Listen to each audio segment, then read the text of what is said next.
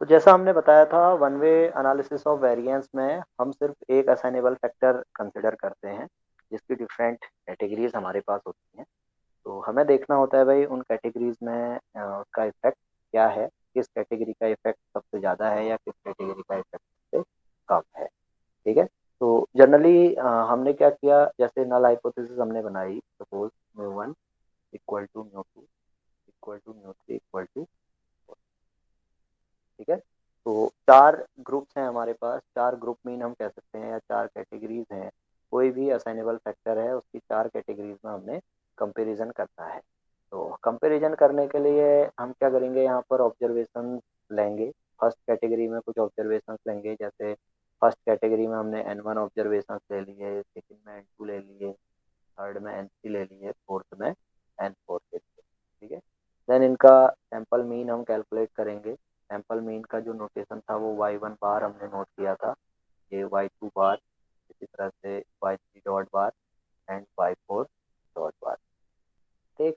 तो अब प्रॉब्लम क्या होगी भाई, हमें चेक करना है कि ये जो इफेक्ट है, मीन इफेक्ट है, ये मीन इफेक्ट डिफरेंट है या सेम है। तो नल हाइपोथेसिस में तो हमने अज्यूम कर लिया भाई ये इफेक्ट क्या है, सेम है। और इसके अगेंस्ट अल्टरनेटिव हाइपोथेसिस में हम कहेंगे भाई at least two means are different. अब टू मीन्स डिफरेंट है तो कभी कभी क्या होता है, यहाँ पे कंपैरिजन करना होता है हमें। तो उस केस में हम पोस्ट हॉक एनालिसिस अप्लाई करते हैं, जिसमें लीस्ट सिग्निफिकेंट डिफरेंस की हेल्प से हम ये कैलकुलेशन करते हैं। तो ये लास्ट क्लास में हमने डिस्कस किया था। ठीक है। एक सिंपल एग्जांपल भी हमने कंसिडर किया था वन वे अनोवा का। तो आज की क्लास में हम टू वे अनोवा क्या होता है और कैसे इसे परफॉर्म करते हैं और ये पोस्ट हॉक एनालिसिस कैसे हम इसमें अप्लाई करेंगे। ठीक है। ये हम एक न्यूमेरिकल एग्जांपल के साथ से समझने की कोशिश करें। क्लियर। Yes sir. ठीक है। तो टू वे अनोवा की बात हम करेंगे। तो टू वे अनोवा में देखिए, टू वे अनोवा में क्या होगा, दो असाइनेबल फैक्टर होंगे हमारे पास। सपोज मैं कहता हूँ भाई assignable factor A and assignable factor suppose B. ठीक है। अब ए की डिफरेंट क्लासेस हैं, सपोज ए की क्लासेस हैं A1 A2 up to A और बी की क्लासेस हैं suppose B1 B2 up to H। ठीक है। एच के हम ले लें या आर एस ले लें, है ना, या यू वी ले लें। ठीक है। तो ये सिंपल नोटेशन है। तो अब यहाँ पे हमने डेटा को क्लासिफाई करना है। तो ये टू वे क्लासिफिकेशन डेटा का होगा। तो टू वे क्लासिफिकेशन इस तरह से हम बना लेंगे टेबल। ठीक है। तो यहाँ पे ये Y11 होगा, Y11 ऑब्जर्वेशन। इसी तरह से ये Y12 ऑब्जर्वेशन, ये Y1 H ऑब्जर्वेशन है, इसको इस तरह से चले Y21 YH। इसी तरह से Y21 Y22 up two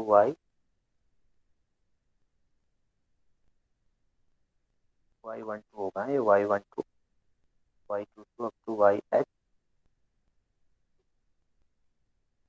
similarly यहाँ पे कहीं YIJ होगा। ठीक है। और जो लास्ट ऑब्जर्वेशन है YI होगा। तो हमने देखा भाई हमारे पास जो टोटल नंबर ऑफ ऑब्जर्वेशन होंगे, total number of observation are H into के। यहाँ पर आई हमारा वेरी करेगा, सपोज 1 to H, और जे वेरी करेगा सपोज 1 to K। इतना क्लियर है सबको। Yes sir. Yes sir. तो अब जैसे ये फैक्टर बी है। ठीक है। अब फैक्टर ए में अगर एग्जांपल में कंसिडर करें, तो फैक्टर ए में जैसे मैंने ले लिया, फर्टिलाइजर्स ले लिए, असाइनेबल फैक्टर ए की बात हम कर रहे हैं। तो इसमें मैंने सपोज फर्टिलाइजर ले लिया। और फैक्टर बी की बात करें तो इसमें हमने सपोज सीड वैरायटी ले ली। ठीक है। और फर्टिलाइजर में क्या हो सकते हैं, डिफरेंट क्लासेस हो सकते हैं, जैसे यूरिया हो सकता है, पोटास हो सकता है, मैन्योर हो सकता है, यूरिया प्लस मैन्योर हो सकता है। तो ये सपोज क्या है, ये फर्टिलाइजर की क्लासेज हैं A1 A2 up to AK। K classes हैं, के फर्टिलाइजर्स हैं हमारे पास। और सीड वैरायटी में डिफरेंट सीड वैरायटी हो सकती हैं। जैसे पैडी की सीड वैरायटी हम देखें तो पैडी में 555 सोना, है ना। तो ये बहुत सारी वैरायटी होती हैं सीड में। तो सीड की वैरायटी सपोज क्या है, एच वैरायटी। तो हमने देखा भाई एच वैरायटीज और के फर्टिलाइजर में हमने ऑब्जर्वेशन किए, तो टोटल हमें एच इंटू के ऑब्जर्वेशन मिले। क्लियर। तो इस तरह से जब हम डेटा को क्लासीफाई करते हैं तो ये 2 वे क्लासिफिकेशन होगा डेटा का। तो यहाँ पर देखो, यहाँ पे हम क्या करेंगे, टोटल्स कैलकुलेट करेंगे। तो टोटल्स को मैं सिंपली रो टोटल और कॉलम टोटल की हेल्प से नोट कर लूँगा। तो ये जो फर्स्ट टोटल आएगा, ये फर्स्ट कॉलम टोटल होगा C1, ये C2, इसी तरह से ये CH। और रो टोटल्स में R1, R2 up to R। ठीक है। तो टोटल निकाले जा सकते हैं इस तरह से। Yes sir. और यहाँ पे हम ग्रैंड टोटल निकालेंगे G। ठीक। अब टोटल हमने निकाल लिए, तो हम मीन्स भी कैलकुलेट कर सकते हैं। सैंपल मीन जिसे हम यहाँ पे कहेंगे, sample mean of different fertiliser and sample mean of different seed variety. ठीक है। तो सीड वैरायटीज का जैसे हम कहते हैं भाई ये हमारी क्या है, ये फर्टिलाइजर है, फर्टिलाइजर की कैटेगरीज हैं और ये सीड वैरायटी की कैटेगरीज हैं। तो फर्टिलाइजर्स में फर्स्ट फर्टिलाइजर का मीन कितना होगा, R1 डिवाइडेड बाई एच होगा। Yes sir. ये फर्स्ट ऑब्जर्वेशन है ना। ये फर्स्ट ऑब्जर्वेशन है जो A1 ट्रीटमेंट रिसीव कर रहा है, A1 फर्टिलाइजर जिस पे अप्लाई हुआ है। ये सेकेंड ऑब्जर्वेशन है जिस पे A1 फर्टिलाइजर अप्लाई हुआ है। इसी तरह से ये एचएथ ऑब्जर्वेशन है जिस पे A1 फर्टिलाइजर अप्लाई हुआ है। तो इसका मीन R1/H, इसे मैं नोट करूंगा वाई आई डॉट बार। ठीक है।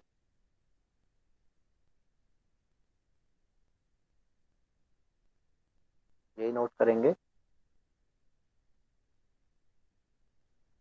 सर I.1 नहीं होगा? I sir I Y one dot. Y I dot bar होगा ना।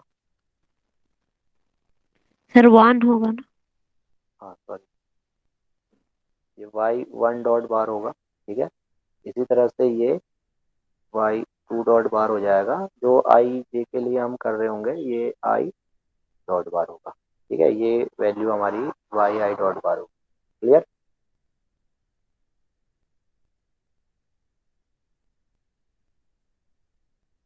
Yes sir. Yes sir. इसी तरह से यहाँ जब हम कैलकुलेट करेंगे तो ये क्या होगा, C1 डिवाइडेड बाई के। तो इसे हम कह लेंगे,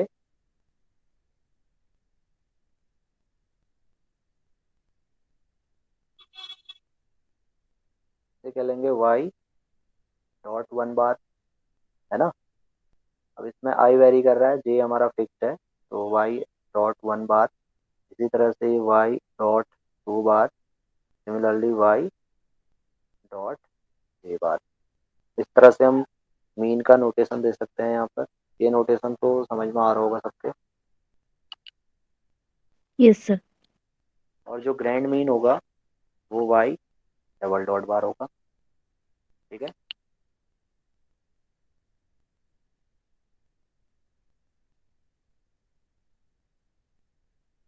इतना क्लियर है सबको। Yes sir. तो अब जो मॉडल हम यहाँ पे बनाएंगे वो हमारा यील्ड के लिए होगा, है ना। सपोज मैंने एक क्रॉप एक्सपेरिमेंट कंसिडर किया है जिसमें मैं फर्टिलाइजर और सीड वैरायटीज का इफेक्ट देखना चाह रहा हूँ। ठीक है। तो यस यील्ड सर। हमारी YIJ है। तो इस पे एक तो जनरल मीन इफेक्ट होगा, ठीक है, एक ओवरऑल मीन इफेक्ट होगा, एक होगा इफेक्ट ड्यू टू फर्टिलाइजर, एक होगा effect due to seed variety, और कुछ रैंडम इफेक्ट होंगे। यही होगा।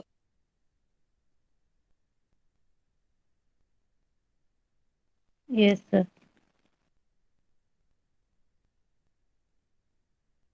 ठीक है, जहाँ पे आई हमारा वेरी कर रहा होगा 1 टू अप टू के, और जे वेरी कर रहा होगा 1 टू अप टू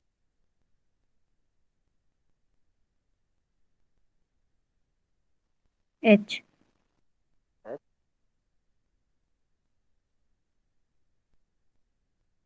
ठीक है, तो सर इसमें भी हम, हाँ ये उल्टा लिखा है हमने। I one one two up to H तक और J one two up to K तक। हाँ कोई बात। ठीक है, वो आप अपने अकॉर्डिंग देख सकते हो। ठीक, किसी किसी बुक में ये एच की जगह पे यू और के की जगह पे वी भी दिया होगा, आर एस इस तरह से भी, वो नोटेशन है। ठीक है, हम सिंपली ऑब्जर्वेशन को डिनोट कर रहे हैं कि भाई आई अगर हमारा फर्स्ट असाइनेबल फैक्टर है तो इसमें एच कंपोनेंट्स हैं, और जे से अगर हम सेकंड असाइनेबल फैक्टर को रिप्रेजेंट कर रहे हैं तो उसमें के कंपोनेंट। क्लियर। Yes sir. तो अब यहाँ पे ये कंडीशन होगी भाई, जो समेसन अल्फा आई होगा, है ना, summation alpha I that is in terms of 1 to x, ये 0 होगा। Summation beta J in terms of J1 to K, ये भी 0 होगा, है ना। ये हमने ऑलरेडी देखा था जब हम वहाँ पे देख रहे थे अल्फा आई माइनस म्यू आई, इस तरह की कंडीशन हम लेके चले थे ना वन वे मॉडल में। Yes sir. तो वो मीन इफेक्ट की बात हम कर रहे हैं। तो मीन इफेक्ट पे ये कंडीशन के साथ हम जब मॉडल यहाँ पे डेवलप करेंगे तो मॉडल में एरर टर्म हमारी बन जाएगी E I J equal to Y I J plus, sorry, Y I J minus mu minus alpha I minus beta J. ठीक है, और ये अजम्पशन है हमारा भाई, ई आई जे का जो डिस्ट्रीब्यूशन है ये नॉर्मल है with mean zero and A common variance sigma square. ठीक है, ये कंडीशन होमोजेनिटी ऑफ वेरिएंस हम इसे कहते हैं। सारे एरर टर्म्स का वेरिएंस क्या होगा, होमोजीनियस होगा, सेम होगा। क्लियर। तो यहाँ से हम sum of square due to error develop करेंगे, ये होगा double summation E I J square. ठीक, तो इसे हमने क्या करना है, अब यहाँ पे म्यू का एस्टिमेट, अल्फा का एस्टिमेट और बीटा का एस्टिमेट हमें कैलकुलेट करना होगा। तो इस एस एस ई को एक बार म्यू के टर्म्स में, इसे मैं ई कह ले रहा हूँ शॉर्ट में, डिफ्रेंशिएट करेंगे, जीरो पुट करेंगे, एक बार अल्फा के टर्म्स में डिफ्रेंशिएट करेंगे, जीरो पुट करेंगे, और एक बार बीटा के टर्म्स में डिफ्रेंशिएट करेंगे, जीरो पुट करेंगे। तो हमें म्यू कैप अल्फा आई कैप और बीटा जे कैप। ठीक है, यस सर। तो ये तो आप कर ही लोगे, इसको क्यों आगे। सर पहले वाले जैसा ही होगा। हाँ बिल्कुल पहले जैसे वाला ही होगा, ये इक्वेशन हमारी बन जाएगी ना जब इसका हम स्क्वायर करेंगे, और ये जो एस एस सी एक्चुअल में यहाँ पे होगा, ये एस एस सी इतना होगा, double summation i 1 to H हमने लिया है, और J1 to K हमने लिया है।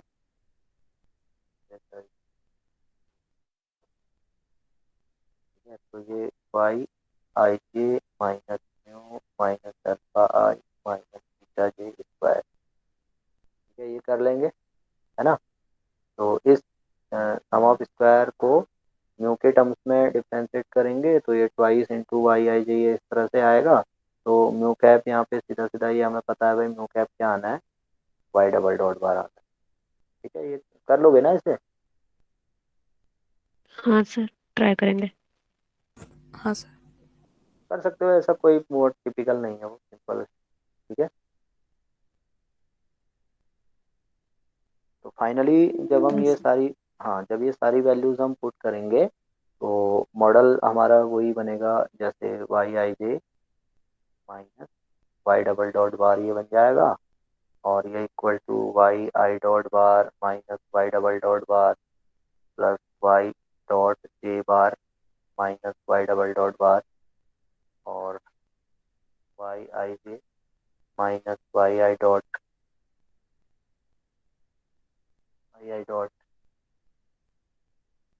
बार bar minus Y dot J bar plus Y double dot bar, इस तरह से बनेगा ये।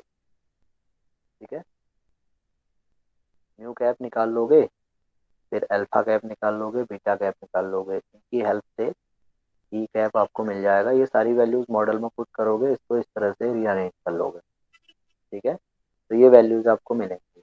फिर क्या करना है, फिर दोनों साइड स्क्वायर करना है, डबल समेशन अप्लाई करना है, तो ये फाइनली आपको ये मिलेगा total sum of square equal to sum of square due to factor A plus sum of square due to factor B plus sum of square due to error. ठीक है,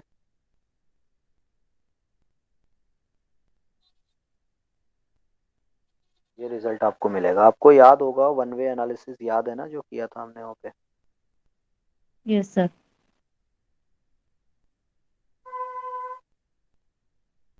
तो ये कर लेना इसे। ठीक है, यस सर। कोई बहुत टिपिकल नहीं है, सिंपल सा एनालिसिस है, तो ये कर सकते हैं आप खुद से।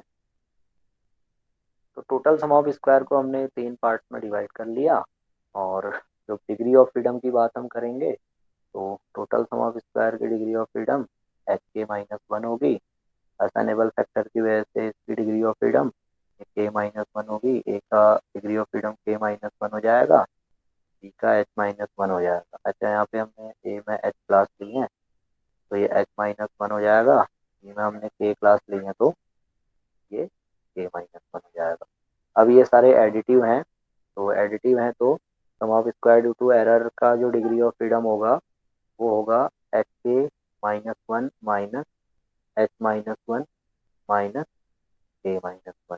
तो इसे जब हम सिंप्लीफाई करेंगे तो ये H minus one into K minus one आ जाएगा। ठीक है, तो ऐसा सी का डिग्री ऑफ फ्रीडम ये होगा H minus one into K minus. Clear है? Yes sir. तो यहाँ से फिर हम अनोवा टेबल बना सकते हैं। तो अनोवा टेबल हम बनाएंगे,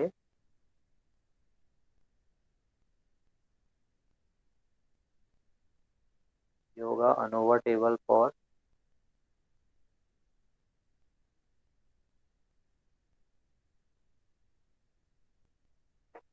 टू वे क्लासिफिकेशन। तो फर्स्ट कॉलम में तो सोर्स ऑफ वेरिएशन होगा, सेकंड में डिग्री ऑफ फ्रीडम, थर्ड में सम ऑफ स्क्वायर, फोर्थ में मीन सम ऑफ स्क्वायर, और लास्ट होगा एफ वैल्यू या वेरिएंस। तो सोर्स ऑफ वेरिएशन में पहला सोर्स हो जाएगा due to factor A, variation due to factor A. दूसरा सोर्स हो जाएगा variation due to factor B. Third हो जाएगा variation due to non assignable causes, और फोर्थ हमारा टोटल वेरिएशन होगा।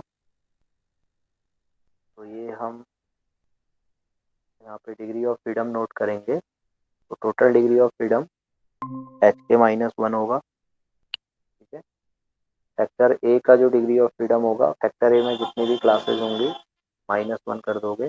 फैक्टर ए में हमने एच क्लास ली है, तो ये H minus one, factor B में के माइनस वन, और ये हम सब्ट्रैक्शन से निकाल लेंगे, तो ये H minus one into K minus one हो जाएगा। सम ऑफ स्क्वायर हम निकालेंगे, सम ऑफ स्क्वायर ये होगा एस एस ए, ये होगा एस एस बी, ये होगा एस एस सी, और ये होगा yes। ठीक है, तो कभी कभी क्या होता है एग्जाम में, ये अनोवा टेबल आपको गिवन होती है। अनोवा टेबल में जैसे आपको टी एस एस दे देंगे, और एस एस ए और एस एस सी दे देंगे, और आपसे पूछा जाएगा भाई एस एस बी कितना है, तो ये सिंपली सब्ट्रैक्शन से आपको निकालना होता है। ठीक है, इस तरह के क्वेश्चन भी आते हैं, या इसी तरह से डिग्री ऑफ फ्रीडम के टर्म्स में आपको ये दिया जा सकता है। ठीक है, यस सर। तो फिर mean sum of square due to error निकालने के लिए इसे हम एस ए स्क्वायर कहेंगे। तो एस ए स्क्वायर होगा S S A divided by H minus one. S B square होगा S S B divided by K minus one. और एस ई स्क्वायर होगा S S C divided by H minus one into A. ठीक है। Then हम दो F calculate करेंगे। F एक calculate करेंगे एफ और फैक्टर ए। हमें क्या करना है, फर्टिलाइजर की डिफरेंट क्लासेस को कंपेयर करना है, डिफरेंट फर्टिलाइजर्स को कंपेयर करना है। तो उसके लिए एक एफ कैलकुलेट होगा। इसी तरह से हमें seed variety, different seed varieties को कंपेयर करना है। तो उसके लिए सेकेंड एफ कैलकुलेट करेंगे जिसे एफ भी मैं कहूँगा। तो एफ ए हो जाएगा S A square divided by S C square, है ना। Assignable variation due to assignable factor divided by variation due to non assignable factor. इसी तरह से एफ बी है जब हम कैलकुलेट करेंगे तो एफ बी होगा S B square divided by S square. ठीक है। तो इसका जो डिस्ट्रीब्यूशन होगा ये स्नेडिकर एफ डिस्ट्रीब्यूशन होगा with numerator degree of freedom H minus one and denominator degree of freedom H minus one into K minus one. इसी तरह से जो सेकेंड एफ होगा इसका डिस्ट्रीब्यूशन होगा न्यूमरेटर डिग्री ऑफ फ्रीडम के minus one and denominator degree of freedom H minus one into K minus. ठीक है। तो यहाँ से फिर हम अपना यस सर। डिसीजन ले सकते हैं। डिसीजन के लिए दो हाइपोथेसिस हम बनाएंगे। एक बनाएंगे फैक्टर ए के लिए, ठीक है, जिसे मैं एच जीरो ए कह लेता हूँ। एक बनाएंगे फैक्टर बी के लिए जिसे एच जीरो बी कहेंगे। तो एच जीरो वन में हमने कह दिया भाई mu A one is equal to mu A two is equal to mu A N. यानी म्यू सॉरी जो ए फैक्टर ए की जो डिफरेंट कैटेगरीज हैं उनका मेन इफेक्ट क्या है, सेम है। इसी तरह से mu B one equal to mu B two equal to up to mu A. इस तरह से हम यहाँ पर अपनी नल हाइपोथेसिस फॉर्मुलेट कर लेंगे। ठीक है।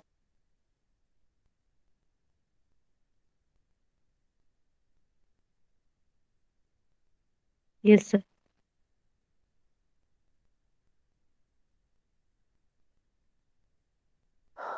तो ये तो हो गया हाइपोथेसिस। अब एफ की वैल्यू अगर यहाँ पे क्या होगा, एफ कैलकुलेट आपने किया होगा, एफ कैलकुलेटेड की वैल्यू अगर एफ टेबुलेटेड से ज़्यादा होगी तो इस केस में हम नल हाइपोथेसिस को रिजेक्ट कर देंगे। ठीक है। या तो पहली हाइपोथेसिस रिजेक्ट करेंगे, दूसरी हाइपोथेसिस रिजेक्ट करेंगे on the basis of calculated value of F. इतना तो समझ में आया होगा सबको yes procedure. Sir. Yes sir. ठीक है। वो जो एनालिसिस वाला पार्ट है वो आप एक बार कर लेना, नहीं होगा तो मुझसे कुछ पूछ लेना। ठीक है। हाँ ये सर। टाइम वेस्ट नहीं करते हैं। फिर अब क्या हो गया भाई, नल हाइपोथेसिस अगर रिजेक्ट हो गई फिर हमें पता करना होगा कि कौन से दो ग्रुप मीन डिफरेंट है। अभी तो हम कह रहे हैं भाई सारे ग्रुप मीन इक्वल हैं, सारी कैटेगरीज इक्वल हैं और ये एक्सेप्ट हो गया तब तो कोई प्रॉब्लम नहीं है, तब तो आप कह दोगे भाई सभी का इफेक्ट क्या है, सेम है। लेकिन अगर ये हाइपोथेसिस रिजेक्ट हो जाती है तो उस केस में कौन से दो कैटेगरीज ऐसी हैं, कौन सी दो फर्टिलाइजर ऐसे हैं या कौन से फर्टिलाइजर ऐसे हैं जिनका इफेक्ट डिफरेंट आ रहा है ना। तो उसे चेक करने के लिए हम क्या करते हैं, पोस्ट हॉक एनालिसिस यहाँ पे अप्लाई करते हैं। तो ये पोस्ट हॉक एनालिसिस क्या होती है ये डिटेल में हमने लास्ट लेक्चर में डिस्कस किया है। अभी हम यहाँ पर कैसे इसे परफॉर्म करते हैं ये समझते हैं। तो यहाँ पर सिंपली हम क्या करेंगे, एल एस डी या सी डी हम कैलकुलेट करेंगे। C D is critical difference. तो ये क्रिटिकल डिफरेंस होगा T at error degree of freedom into, ये हो जाएगा square root of mean sum of square due to error into. अब यहाँ पे ध्यान देना, ये हम क्या करेंगे, देखो जब हम रो मीन्स निकालेंगे या कॉलम मीन्स हम निकाल रहे होंगे ना, रो मीन मैंने बताया था रो टोटल और कॉलम टोटल हम कैलकुलेट करेंगे। तो रो मीन्स में, रो मीन्स के लिए हम देख रहे हैं भाई हमारे पास कितने ऑब्जर्वेशन हैं, एच ऑब्जर्वेशन हैं। और कॉलम मीन्स के लिए ए ऑब्जर्वेशन हैं। तो ये वन अपॉन, जैसे यहाँ पे अगर हम रो मीन्स के लिए क्रिटिकल डिफरेंस निकालेंगे तो ये एक बार one upon H plus one upon H हो जाएगा। तो इसे अगर हम सिंप्लीफाई कर लें तो T at error degree of freedom, error degree of freedom तो होगा H minus one into k-1 और ये हो जाएगा स्क्वायर रूट ऑफ ये 1/h प्लस 1/h ये 2/h हो जाएगा, तो ट्वाइस MSE डिवाइडेड बाई। ठीक है, अगर हम पहली हाइपोथेसिस के लिए कर रहे हैं तो यहाँ पे h आएगा, दूसरी हाइपोथेसिस के लिए करेंगे यानी दूसरे फैक्टर के लिए चेक करेंगे तो वहां पर फिर वो ये आ जाएगा। ये समझ में आ गया सबको? Yes sir. ये फॉर्मूला कैसे आता है ये मैंने लास्ट लेक्चर में बताया था ना, हाँ सर। तो ये यहाँ पे आपको ध्यान में रखना है। ठीक है, तो इस पे बेस्ड कुछ प्रॉब्लम हम देखते हैं। तो ये प्रॉब्लम अगर आप देखो उसमें दिया होगा, आपके पास जो बुक है उसमें पीछे एक्सरसाइज में कुछ प्रॉब्लम दी होंगी, तो उसमें कहीं एक पोस्ट हॉक एनालिसिस वाली प्रॉब्लम भी दी होगी, देखिए अगर है तो वो शेयर करिए। हाँ सर, देखती हूँ। जिसमें पोस्ट हॉक एनालिसिस भी अप्लाई हो रही होगी, तो उसमें दिया होगा।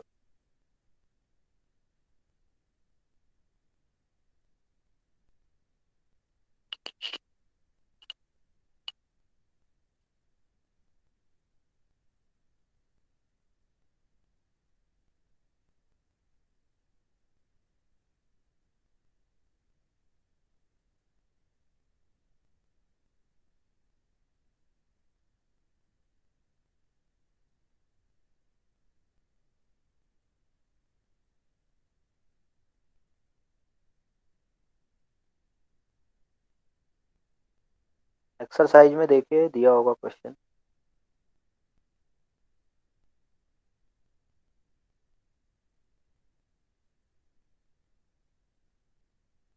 अभी मेरे पास है नहीं बुक, सर, आपको बता। मुझे पता नहीं चल रहा है, मैं भेज देती हूँ पूरा। हाँ, अब वो वन वे अनोवा वाले तो देख लिए थे हमने, टू वे अनोवा में ये होगा ना, दो फैक्टर आपको गिवन होंगे। ठीक है।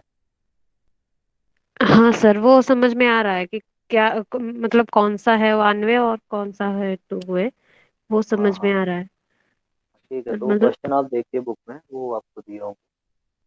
हाँ,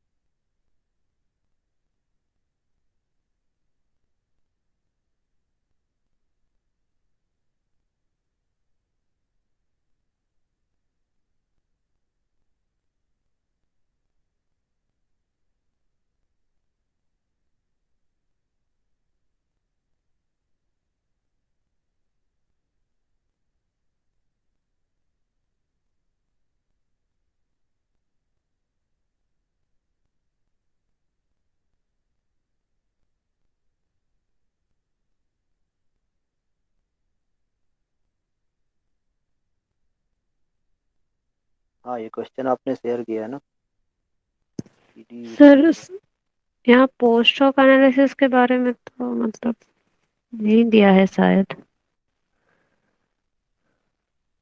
हाँ ये है ना फाइव या फिर point five one point zero one zero हाँ। हाँ, इसमें ये देखो जो पार्ट बी में कह रहा है, if there is significant difference between the levels of any of the factors of variation, then determine the corresponding pairs of sample means which differ significantly। है ना, तो ये दो, एक तो कंसाइनमेंट और दूसरा ऑब्जर्वर, दो के बीच में दिया हुआ है डेटा ना। हाँ, ये आंसर भी इसने किया हुआ है इसमें कि भाई pairs of mean which differ significantly are O1 O4 observation observer 1 and observer 4 के बीच में डिफरेंस आ रहा है ना। ठीक है। Yes sir. हाँ, तो ये करते हैं, इस क्वेश्चन को सॉल्व करते हैं। ठीक है, अब ये हाँ कंसाइनमेंट में, हाँ कंसाइनमेंट में देखो जो रिजल्ट आया वो नॉन सिग्निफिकेंट आया, वो कैलकुलेटेड वैल्यू टेबल वैल्यू से कम है, तो वो नॉन सिग्निफिकेंट आ गया ना। हाँ। तो उसमें फिर पोस्ट हॉक एनालिसिस नहीं लगेगी। ठीक है। हाँ सर। हाँ, जहाँ पे नल हाइपोथेसिस एक्सेप्ट हो रही है वहाँ पे फिर हम पोस्ट हॉक एनालिसिस नहीं करेंगे। जहाँ पे नल हाइपोथेसिस रिजेक्ट हो जाएगी वहाँ पे हम पोस्ट होक एनालिसिस करेंगे। क्लियर? Yes sir. तो ये क्वेश्चन मैं नोट करता हूँ।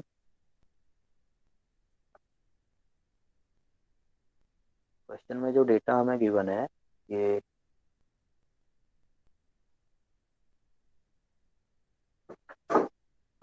कंसाइनमेंट और ऑब्जर्वर हमें गिवन है। Observer 1 2 3 4 and consignments are 1 2 3 4 5 8।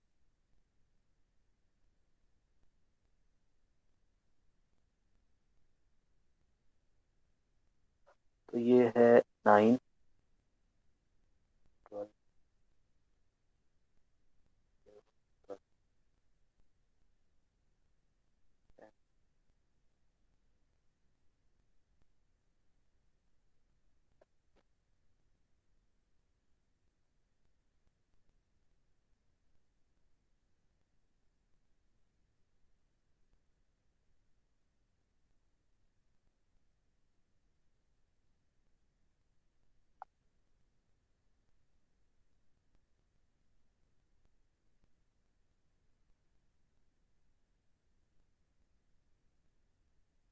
ठीक है, ये डेटा हमें गिवन है।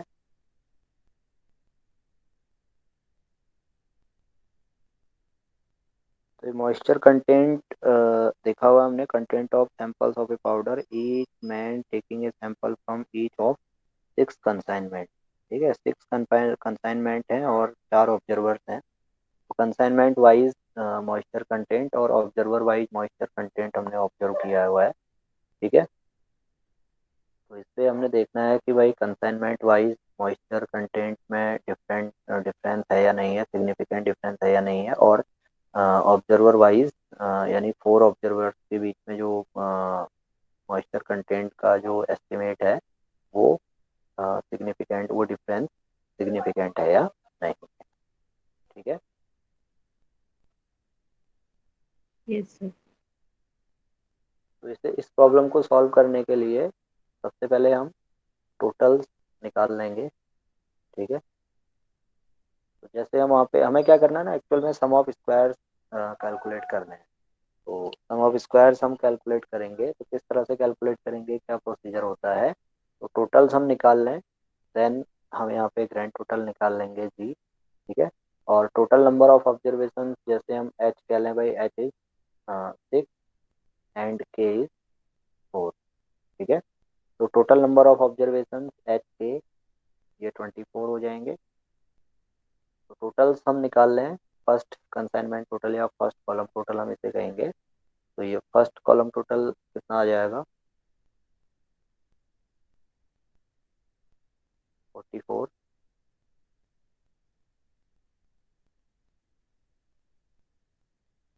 44 आ रहे हैं क्या सब?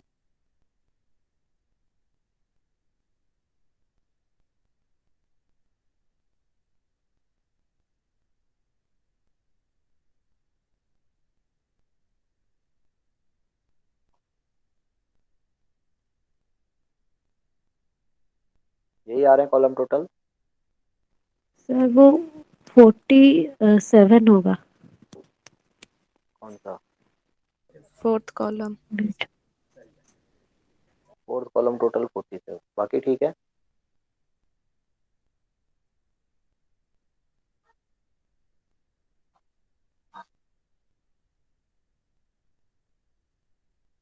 कैलकुलेशन आप खुद से भी करिए हाँ प्रैक्टिस।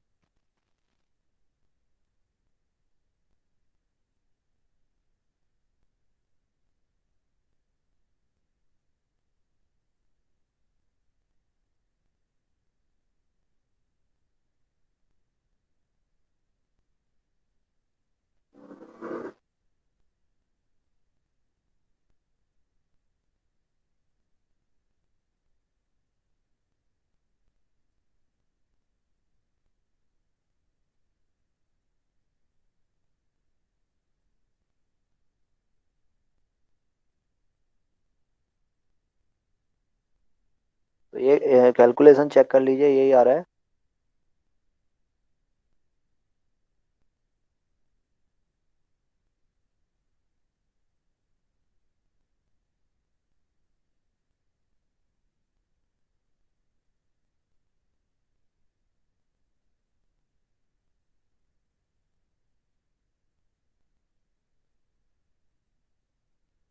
हाँ सर।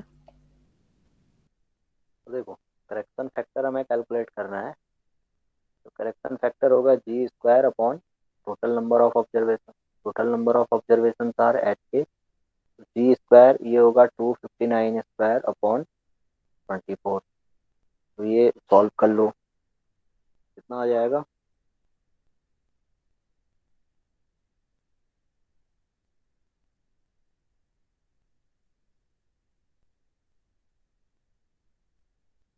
ये आ रहा है 2795.04। Yes sir. इसके बाद रॉ सम ऑफ स्क्वायर निकालेंगे। ठीक है, तो रॉ सम ऑफ स्क्वायर निकालने के लिए क्या करना है, सारे ऑब्जर्वेशन का 1 बाई 1 स्क्वायर करना है और ऐड कर देना है। ठीक है, तो ये आप कैलकुलेटर की हेल्प से इसे सॉल्व कर सकते हैं। तो ये कैलकुलेट कर लीजिए, 9 स्क्वायर देन 10 स्क्वायर। मैं रो वाइज स्क्वायर निकाल रहा हूँ। ठीक है, आप भी करिए, मैं भी कर रहा हूँ।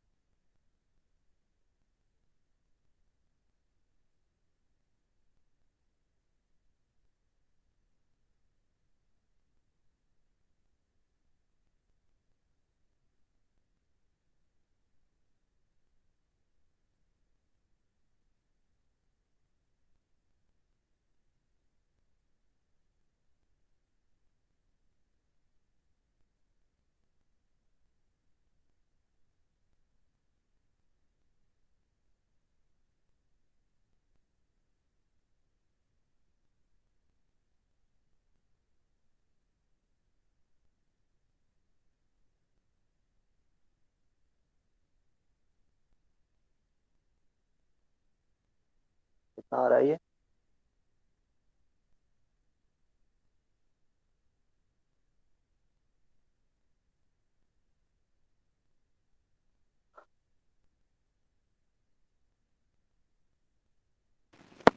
Yes sir, 2831। यही आ रहा है। हाँ सर। तो टोटल सम ऑफ स्क्वायर क्या हो जाएगा, ये हो जाएगा raw sum of square minus correction factor. तो ये 2831 माइनस 2795.04।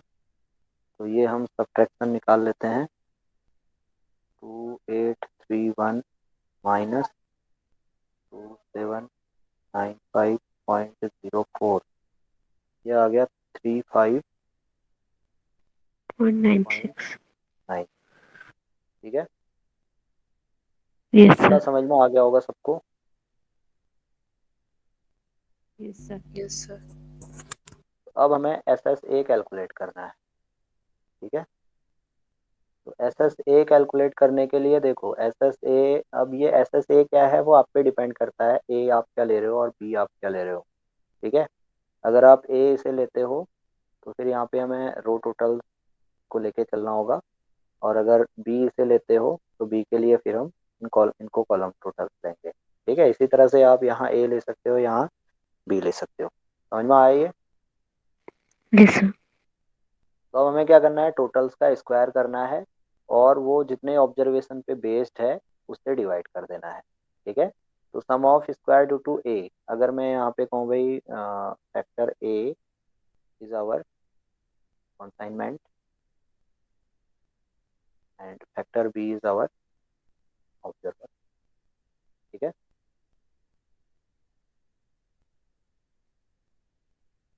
तो क्या करूँगा, ऑब्जर्वर बी हो गया, कंसाइनमेंट फैक्टर ए हो गया, तो एस एस ए निकालना है, तो एस एस ए के टोटल का स्क्वायर करूंगा, ठीक है, यानी C1 स्क्वायर। और कितने ऑब्जर्वेशन हैं? ये 4 ऑब्जर्वेशन है ना ऐसा। टोटल जो है वो टोटल कितने पे बेस्ड है? 4 ऑब्जर्वेशन पे बेस्ड है कि नहीं है? क्यों? Yes sir. हाँ सर। तो ये C1 square divided by 4 plus C2 square divided by 4 plus up to C6 divided by 4 minus correction factor ये कर दूंगा, तो sum of square due to factor A calculate हो जाएगा। समझ में आया इतना सबको? Yes sir. सर। तो ये C1 स्क्वायर हम निकाल लें, तो C1 स्क्वायर ये निकाल लो, कैलकुलेट कर लो। C1 स्क्वायर डिवाइडेड, अब ये इसको मैं सीधे लिख रहा हूँ है, ये मैं लिख सकता हूँ। देखो अब यहाँ पे ये सारे ऑब्जर्वेशन तो 4 ऑब्जर्वेशन पे बेस्ड, सारे टोटल सारे कॉलम टोटल 4 ऑब्जर्वेशन पे बेस्ड हैं। तो ये फॉर्मूला सीधे सीधे हो गया C1 square plus C2 square plus up to C6 square divided by 4 minus correction factor. तो ये C1 square that is 44 square plus 44 square plus 39 square plus 47 square plus 44 square plus 41 square. तो ये आ जाएगा 11219 divided by 4 minus correction factor. Correction factor कितना आया था? ये आया था 2795.04। तो ये हम निकाल लें डिवाइडेड बाई 4, तो ये आ गया 2804.75 माइनस 2795.04, है ना। तो ये आप निकाल लो। Yes sir. आप भी कर रहे हो सॉल्व या नहीं कर रहे हो? कर रहे हैं सर। तो ये वैल्यू आ गई 9.71। तो ये आ गया sum of square due to factor A. समझ में आ गया कैसे कैलकुलेट करना है?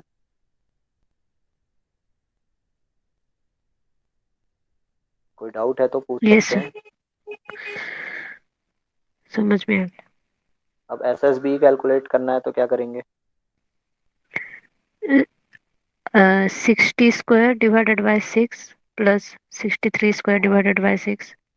हाँ, फॉर्मूला अगर लिखेंगे तो ये हो जाएगा R1 square plus R2 square plus up to R4 square divided by 6 minus correction factor, यही होगा ना।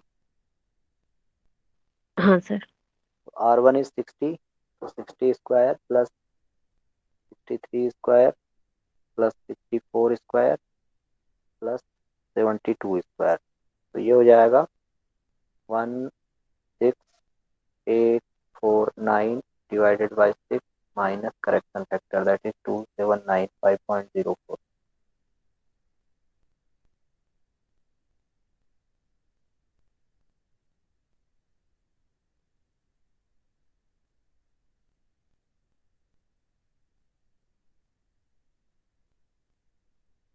तो ये आ रहा है 2808.17 माइनस 2795.04।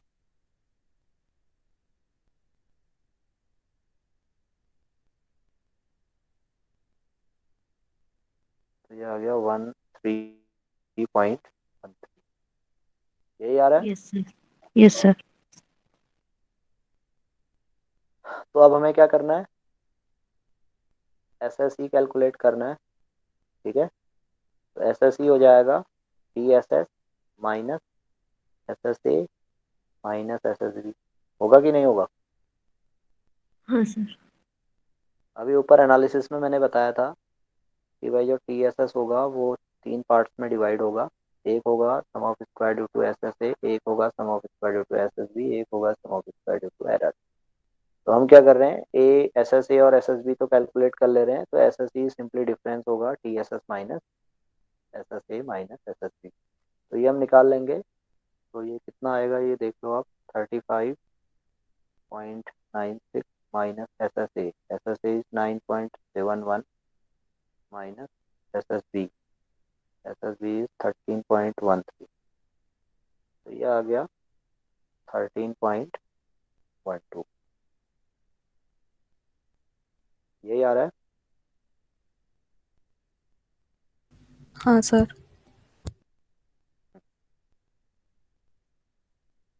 तो सारे सम ऑफ स्क्वायर्स हमने निकाल लिए, ठीक है। तो अब यहाँ पे source of variation, degrees of freedom, sum of square, mean sum of square and F value, ये हम पुट करेंगे। तो सोर्स ऑफ वेरिएशन में पहला हो जाएगा ऑब्जर्वर, दूसरा हो गया कंसाइनमेंट, थर्ड हो गया एरर, लास्ट हो गया total. Observer degree of freedom कितनी होंगी? 3, कंसाइनमेंट डिग्री ऑफ फ्रीडम 5, होगा कि नहीं होगा? हाँ सर। 6 कंसाइनमेंट है तो 1 सब्ट्रैक्ट कर दोगे तो degree of consignment degree of freedom 5 हो जाएगा। टोटल डिग्री ऑफ फ्रीडम कितना होगा? 23। Total degree of freedom will be 23, ठीक है। Yes sir. और error error degree of freedom कितना हो जाएगा? 15, 5 इंटू 3 करोगे, ठीक है। Yes sir. Observer sum of square, अब ऑब्जर्वर सम ऑफ स्क्वायर देखो यहाँ पे हमें देखना होगा, हमने ऑब्जर्वर को बी लिया हुआ है। ऑब्जर्वर को कितना लिया है? बी लिया है ना, क्यों? हाँ सर। हाँ सर। ऑब्जर्वर हमने देखो बी से डिनोट किया है, कंसाइनमेंट को ए से डिनोट किया है। तो observer sum of square that is S S B हम यहाँ पे पुट करेंगे, और एस एस बी की वैल्यू है कितनी है? 13.13। इसी तरह से एस एस ए, कंसाइनमेंट को हमने ए से डिनोट किया है, तो sum of square due to consignment ये हो जाएगा 9.71, और एरर ये हो जाएगा 13.12, और टोटल हो जाएगा 35.9। अब मीन सम ऑफ स्क्वायर निकालेंगे, है ना। तो ये मीन सम ऑफ स्क्वायर आप निकालो, कितना आएगा? 13.13 डिवाइडेड बाई 3। तो ये मीन सम ऑफ स्क्वायर ये तो आ गया 4.38, 9.71 डिवाइडेड बाई 5 ये आ गया 1.94, और error degree of freedom that is 13.12 divided by 15 ये आ गया 0.87। तो F for observer, F O इसे हम कह लें, तो ये एफ फॉर ऑब्जर्वर ये कितना होगा? ये होगा 4.38 डिवाइडेड बाई 0.87, 5.03, ये वैल्यू आ रही है 5.03। और F C, F value for consignment ये आ जाएगा 1.94 डिवाइडेड बाई 0.87, तो ये आ रहा है 2.23, यही आ रहा है।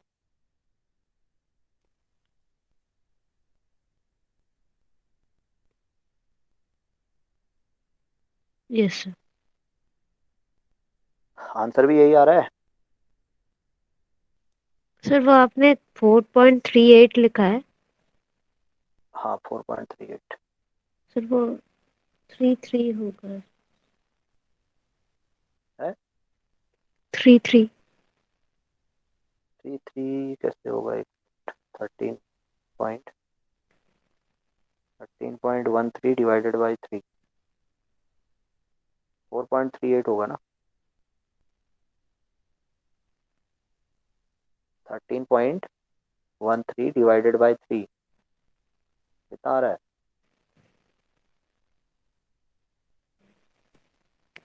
4.43। है 13.13 डिवाइडेड बाई 3 करोगे तो ये आएगा 4.37666, ये वैल्यू आ रही है ना। हाँ सर, मैंने गलती से 13.3 से डिवाइड कर दिया था। थ्री हाँ, वन तो ये थ्री 4.3766 आ हाँ। रहा है, इसे मैं 2 प्लेसेस में टर्मिनेट करूंगा, तो ये हाँ। अप्रोक्सीमेटली ये हो जाएगा 4.38 हो जाएगा। क्लियर? आंसर चेक करो, यही आ रहा है ना, उसमें तो आंसर भी दिया हुआ था।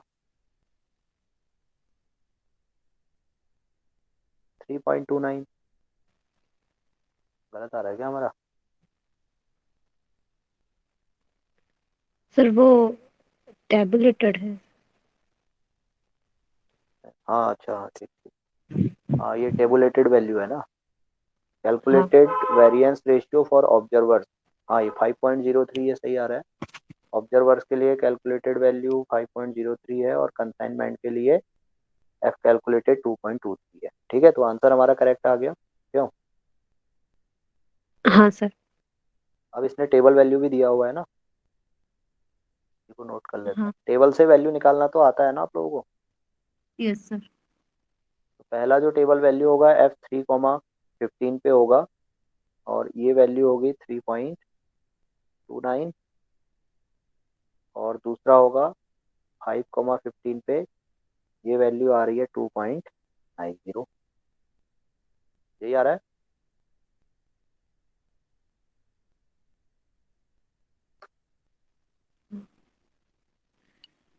ठीक है, ये आप टेबल में देख लेना। तो अब देखो, जो ऑब्जर्वर के लिए कैलकुलेटेड वैल्यू है F O is greater than F tabulated, therefore we reject H0A। ठीक है, यानी जो H0A है, H0A होगी यहाँ पर μ1 is equal to μ2 is equal to μ3 equal to μ4। ठीक है, यानी तीनों ऑब्जर्वर्स का जो मॉइस्चर कंटेंट है, मीन मॉइस्चर कंटेंट, वो इक्वल है। ये हमारा अजम्पशन था, ये हमारी हाइपोथेसिस थी, लेकिन ये क्या हो गई, रिजेक्ट हो गई। जबकि जो दूसरी हाइपोथेसिस है जिसमें एफ सी है, वो एफ सी तो टेबल वैल्यू से कम आ रहा है ना, 2.23 इज लेस देन 2.29। तो इस केस में हम क्या करेंगे, नल हाइपोथेसिस को रिजेक्ट करेंगे। तो ये जो नल हाइपोथेसिस है यहाँ पर H0B, ये होगी μ1 is equal to μ2 is equal to μ3 equal to μ4 is equal to μ5 is equal to μ6। तो यहाँ पे हम कहेंगे भाई सिक्स कंसाइनमेंट का मीन इफेक्ट क्या है, सेम है। ठीक है, तो ये हाइपोथेसिस एक्सेप्ट हो गई, तो इसमें तो कोई प्रॉब्लम नहीं है। यहाँ पे जो रिजेक्ट हो रही है, अब हमें चेक करना है कि कौन से ऑब्जर्वर ऐसे हैं जिनके लिए मीन इफेक्ट क्या है, डिफरेंट है। ठीक है, इतना समझ में आ गया सबको? Yes sir. Yes sir. तो यहाँ तक कोई प्रॉब्लम नहीं है किसी को, इतना सब कर लेंगे अब, हाँ। है ना? ठीक है, इस तरह के क्वेश्चन जब आप आईएएस का एग्जाम दोगे ना, तो वहाँ पर ये पूरा एक न्यूमेरिकल इस तरह का आ जाता है। ये 25 मार्क्स में ये न्यूमेरिकल आता है। जो आपका पेपर फोर्थ होता है, जो अगर आप वहाँ पे design of experiment as a optional paper select करोगे, तो वहाँ पे इस तरह के न्यूमेरिकल 25 मार्क्स के आते हैं। तो ये आपको पूरा प्रोसीजर आना चाहिए, कैसे हम वन बाई वन कैलकुलेट कर रहे हैं, और एक्यूरेसी होनी चाहिए आपकी कैलकुलेट। ठीक है, यस सर। तो यहाँ तक तो क्लियर है सबको। अब इससे आगे अब हम पोस्ट हॉक एनालिसिस के लिए बढ़ते हैं। अब जब जो नल हाइपोथेसिस हमारी एक्सेप्ट हो रही है, तो उसके लिए तो हम पोस्ट हॉक एनालिसिस नहीं करेंगे, लेकिन जो नल हाइपोथेसिस हमारी रिजेक्ट हो रही है उसके लिए हम पोस्ट हॉक एनालिसिस करेंगे। ठीक है, तो फर्स्ट स्टेप में हम क्रिटिकल डिफरेंस यहाँ पे निकालेंगे। तो क्रिटिकल डिफरेंस होगा T at error degree of freedom, और एरर डिग्री ऑफ फ्रीडम कितना है, 15 है ना? और square root of mean sum of square due to error divided by, अब ये किसके लिए हम कर रहे हैं, ऑब्जर्वर के लिए कर रहे हैं ना, क्यों? हाँ सर। हाँ सर। तो ऑब्जर्वर के लिए कितने ऑब्जर्वेशन हैं,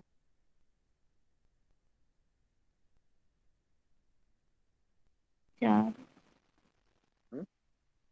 4। ऑब्जर्वर के लिए कितने ऑब्जर्वेशन हैं?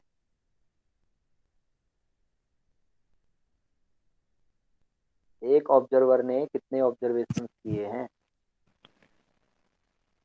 6। 6। 6 किए हैं। ठीक है, ये ध्यान में रखना।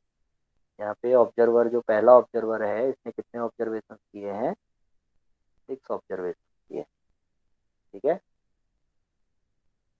तो जो फर्स्ट ऑब्जर्वर का मीन होगा, फर्स्ट ऑब्जर्वर का मीन कितने ऑब्जर्वेशन पे बेस्ड होगा? 6 ऑब्जर्वेशन पे बेस्ड होगा। होगा कि नहीं होगा? Yes sir. क्यों? और होगा कितना, तो हम यहीं पे कैलकुलेट कर सकते हैं मीन, है ना। तो फर्स्ट ऑब्जर्वर का मीन कितना होगा?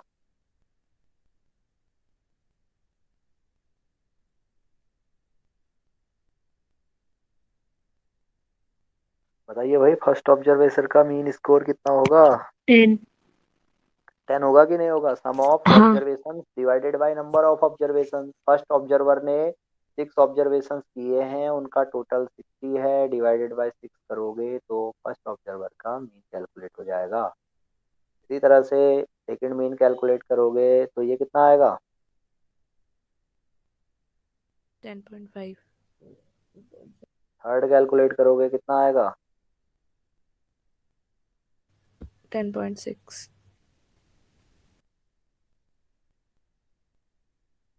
फोर्थ कैलकुलेट करोगे कितना आएगा?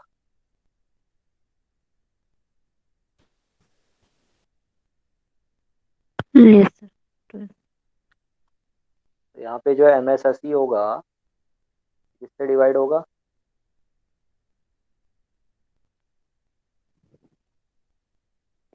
6 से डिवाइड होगा।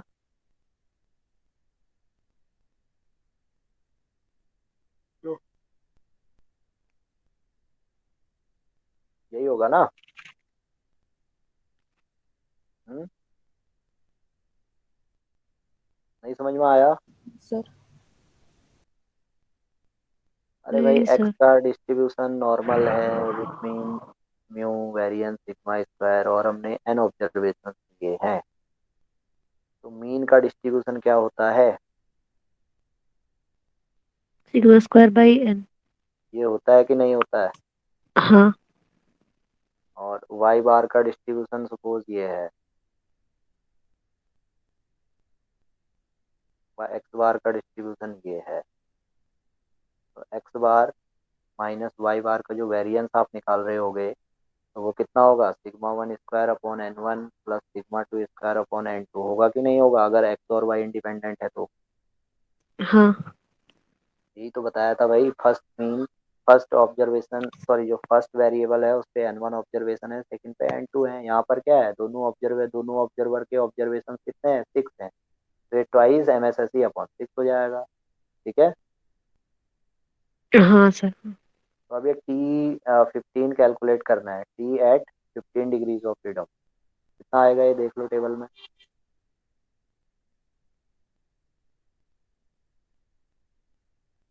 टेबल है? Yes sir. देखिए उससे T15 कितना होगा। 5% पे देखोगे, हाँ।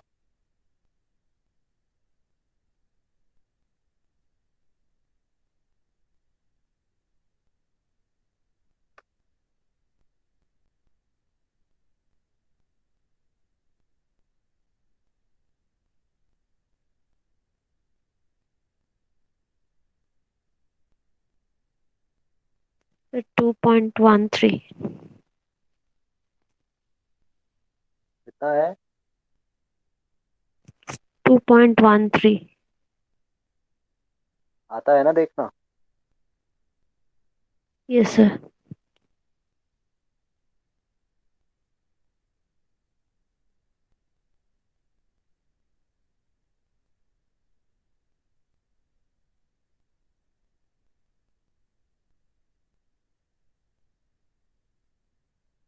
2 15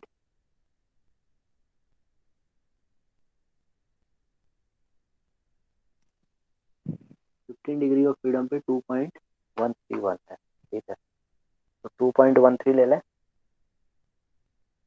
to point one yes sir. Three into twice into mean sum of square due to error, कितना आया था? Mean sum of square due to error is 0.87 divided by 6। ये कैलकुलेशन करो कितना आ रहा है।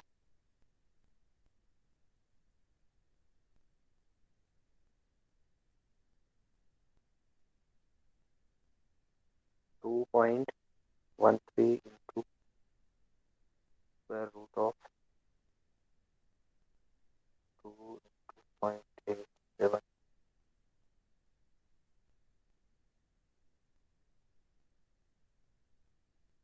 Divided by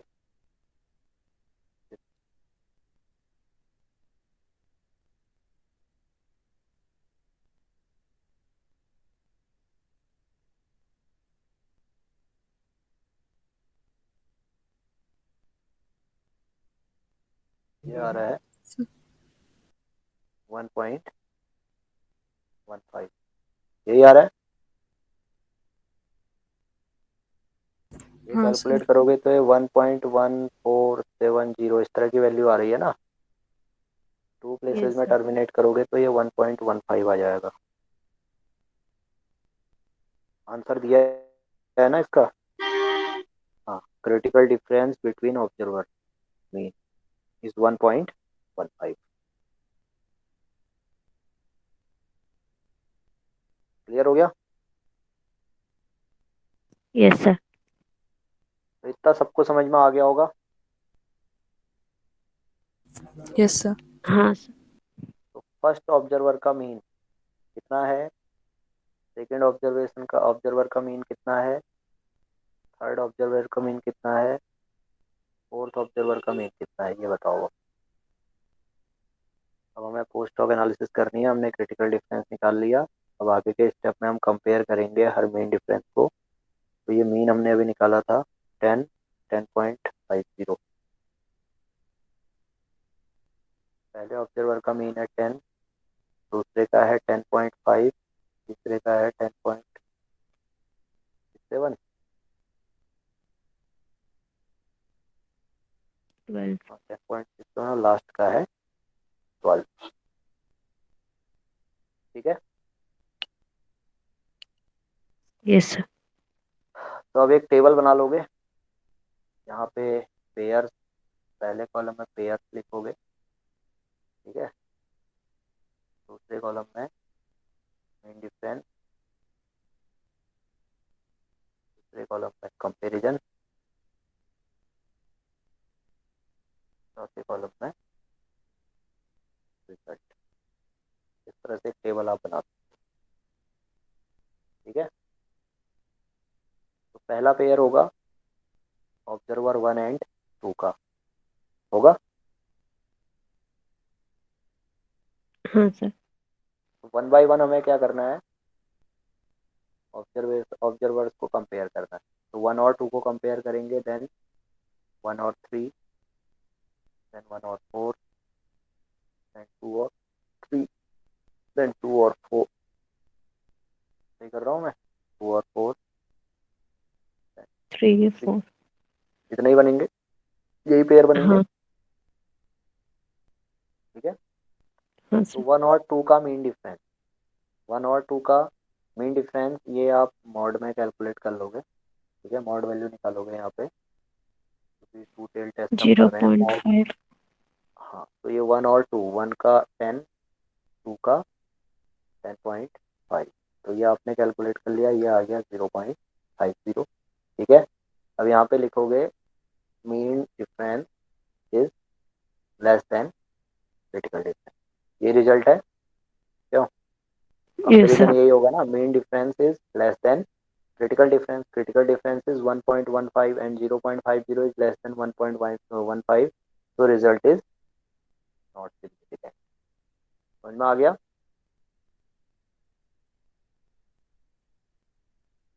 yes sir.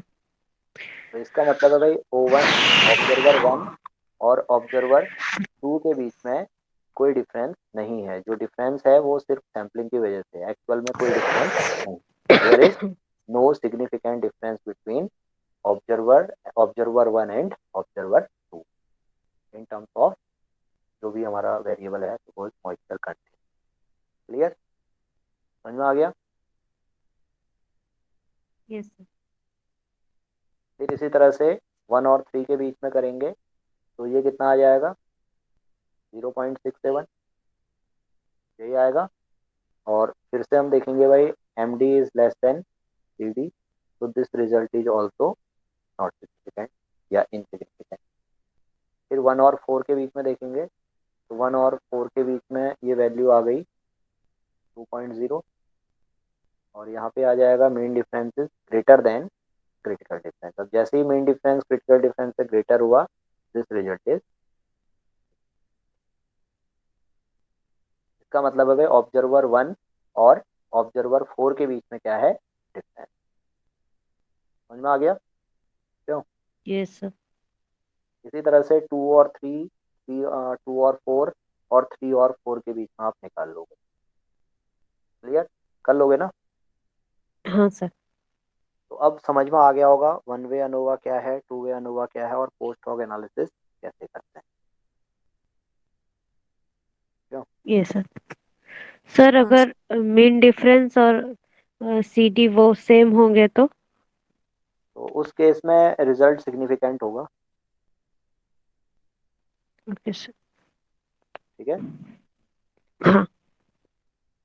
ये मैंने आपको बताया होगा जब हम अ, इस तरह से क्रिटिकल रीजन और एक्सेप्टेंस रीजन बनाते हैं, तो ये पॉइंट होता है, this is our critical value is divide the acceptance region and critical region, है ना। तो कोई वैल्यू अगर क्रिटिकल वैल्यू के इक्वल आती है, तो वो भी हम कहते हैं भाई कहाँ है, क्रिटिकल रीजन में लाई कर रही है। ठीक है,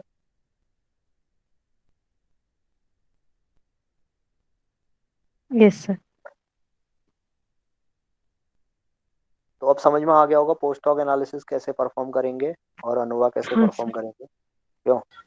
हाँ सर। Yes sir. तो अब यहाँ पे देखो, एनालिसिस ऑफ वेरिएंस में हम क्या कर रहे हैं, असाइनेबल फैक्टर्स के डिफरेंट कैटेगरीज को कंपेयर कर रहे हैं, और नॉन असाइनेबल फैक्टर से हमें कोई लेना देना नहीं है। तो हम क्या करते हैं भाई, कभी कभी फील्ड एक्सपेरिमेंट में क्या होता है, हमें क्या करना होता है, नॉन असाइनेबल फैक्टर्स को कंट्रोल करना होता है, एरर को कंट्रोल करना होता है। जैसे सॉइल फर्टिलिटी की वजह से अगर कोई क्रॉप यील्ड एक्सपेरिमेंट हम कर रहे हैं, तो उसमें सॉइल फर्टिलिटी की वजह से वेरिएशन आ रहा है, मॉइस्चर कंटेंट की वजह से वेरिएशन आ रहा है। तो हम क्या करते हैं, हम अपने एक्सपेरिमेंट को इस तरह से प्लान करेंगे कि भाई वो वेरिएशन क्या हो जाएगा, बहुत कम हो जाएगा, मिनिमाइज हो जाएगा। ठीक है, तो हम क्या करेंगे, बेटर तरीके से हमें ट्रीटमेंट के बीच में कंपैरिजन मिलेगा, बेटर एस्टिमेट मिलेंगे टू कंपेयर डिफरेंट ट्रीटमेंट। तो this planning is known as design of experiment, जिसमें हम क्या करेंगे, एक्सपेरिमेंट की प्लानिंग करेंगे, और उस प्लानिंग में क्या कर, इस तरह से प्लानिंग करेंगे कि भाई जो नॉन असाइनेबल फैक्टर्स की वजह से वेरिएशन आ रहा है, वो क्या हो जाए, मिनिमाइज हो जाए, ताकि हमें क्या मिले, जो असाइनेबल फैक्टर्स के बीच में हमें कंपैरिजन करना है, तो उन असाइनेबल फैक्टर्स के लिए बेटर एस्टिमेट हमें मिले। समझ में आ रहा है क्या कहा मैंने? हाँ सर। तो हालांकि हम वहाँ पे अप्लाई एनालिसिस, जो एनालिसिस हम करेंगे वो अनोवा ही करेंगे, है ना। लेकिन वो एक्सपेरिमेंट क्या होते हैं, वो अब आप जब पढ़ोगे तो वहाँ पे आपको समझ में आ जाएगा। जैसे एक सिंपल एग्जांपल मैं कंसिडर करता हूँ। तो जैसे सपोज आप किसी फील्ड में, आपने क्या करना है, क्रॉप फील्ड एक्सपेरिमेंट करना है, और ये फील्ड में इस तरह से डायरेक्शन है, suppose north, south, east, west. ठीक है, तो आपके पास ये प्लॉट है। तो इस प्लॉट में हम देख रहे हैं भाई, इस डायरेक्शन में मॉइस्चर है। तो अब पहले तो हमें पता करना होगा कि ये मॉइस्चर किस डायरेक्शन में है, कैसे हमें पता चलेगा, है ना। तो ये भी क्या है, प्लानिंग का पार्ट है। ठीक है, तो यहाँ पे हम यूनिफॉर्मिटी ट्रायल्स करते हैं। यूनिफॉर्मिटी ट्रायल्स में क्या करेंगे, हम इस प्लॉट को, इस फील्ड को डिफरेंट प्लॉट्स में डिवाइड कर देंगे, और हर प्लॉट पे सेम ट्रीटमेंट अप्लाई करेंगे। तो सेम ट्रीटमेंट जब अप्लाई करेंगे, तो हम देख रहे होंगे भाई, इस कॉर्नर पे यील्ड बहुत कम आ रही होगी, और इस कॉर्नर पे यील्ड बहुत ज़्यादा आ रही होगी। तो हम कहेंगे भाई जो मॉइस्चर है, वो इस डायरेक्शन में वेरी कर रहा है।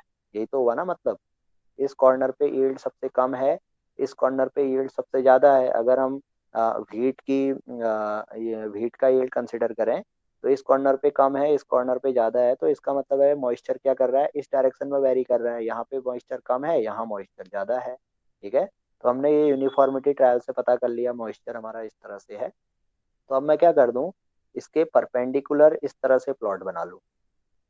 मॉइस्चर मेरा इस डायरेक्शन में था, वेस्ट टू ईस्ट था, तो मैंने क्या कर दिया, नॉर्थ टू साउथ इस तरह से ब्लॉक्स बना दिए। ठीक है, अब मैं क्या करूँगा, एक ट्रीटमेंट, एक फर्टिलाइजर मैं इस ब्लॉक में अप्लाई कर दूंगा, दूसरा फर्टिलाइजर इस ब्लॉक में अप्लाई कर दूंगा, तीसरा इसमें अप्लाई कर दूंगा, चौथा इसमें अप्लाई कर दूंगा, इस तरह से। तो ये एक प्लानिंग हो गई। तो अब यहाँ पे क्या हुआ, जो वेरिएशन होगा, वेरिएशन ड्यू टू एरर, ये मिनिमाइज हो जाएगा। होगा ऐसा?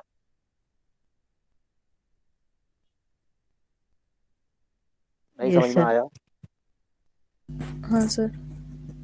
क्योंकि जब ये ट्रीटमेंट यहाँ पे हमने जैसे फर्टिलाइजर 1 अप्लाई किया होगा ना, जैसे हमने मैन्योर अप्लाई किया होगा इस प्लॉट में, तो इस प्लॉट में क्या होगा, एक जैसा ही मॉइस्चर होगा ना। अब इस पूरे प्लॉट में मॉइस्चर क्या होगा, ऑलमोस्ट सेम होगा। हाँ। होगा नहीं होगा? हाँ सर। तो यहाँ पे हम क्या कर सकते हैं, जो ट्रीटमेंट, जो फर्टिलाइजर 1 का जो एस्टिमेट होगा वो बेस्ट होगा। इसी तरह से सेकंड प्लॉट में मॉइस्चर ये यहाँ पे सेम होगा, और यहाँ पे अब जो वेरिएशन होगा वो सिर्फ फर्टिलाइजर की वजह से होगा। इसी तरह से इस ब्लॉक में क्या होगा, मॉइस्चर सेम होगा, जो वेरिएशन होगा वो फर्टिलाइजर थर्ड की वजह से होगा, थर्ड फर्टिलाइजर की वजह से होगा, है ना।